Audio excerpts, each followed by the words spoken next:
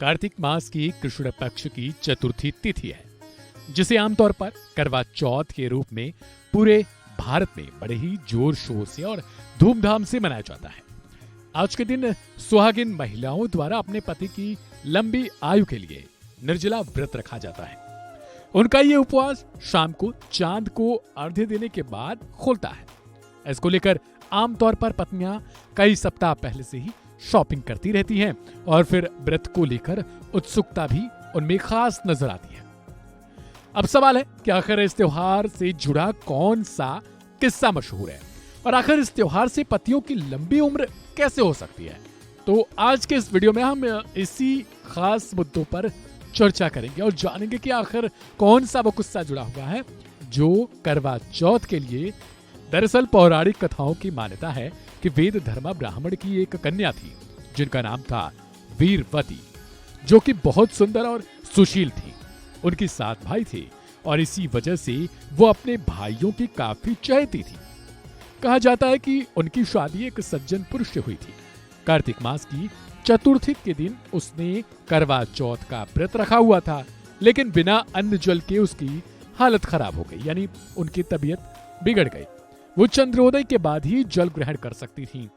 कहा जाता है कि इसके बाद उसने कुछ ऐसा किया जो पहले कभी नहीं हुआ था। दरअसल अपनी बहन की यह हालत देखकर उनके भाइयों से रहा नहीं गया। उनके भाइयों ने पीपल की आड़ में छलनी के पीछे एक दिया जलाकर वीरवती को कहा कि चांद निकल आया है। अब समझ सकते हैं कि उनके भाइयों ने कितनी बड़ी भूल कर दी।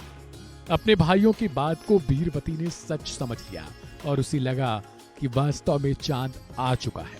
उत्सुकतावश उसने अपनी भाइयों की इस गलत चीज को भी सच मानते हुए अपने व्रत को तोड़ दिया। हालांकि इसके बाद ही उन भाइयों को अपनी गलती का एहसास हो जाता है और वे इस भूल के लिए माफी भी मांगते हैं। लेकिन वीरवती ने करवा माता से माफी मांगते हुए अपने पाप का प्रायश्चित करने के लिए ठाना।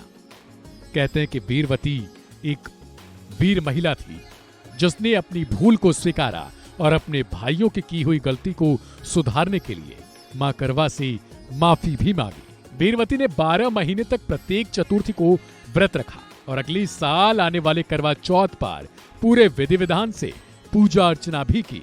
कहते हैं करवा माता इसी के कारण वीरवती से अत्यंत प्रसन्न हुई और उसे आजीवन सदा सुहागन रहने का वरदान दे दिया। माना जाता है इसी के बाद उसके पति जीवित हो गए। दोस्तों, तब से ही ये व्रत सुहागिनों का सबसे प्रिय पर्व बन जाता है। हालांकि इस वीडियो में जो जानकारी दी गई है वो पौराणिक मान्यताओं पर ही आधारित है। इसका किसी भी वैज्ञानिक कारणों से कोई लेना देना नहीं है।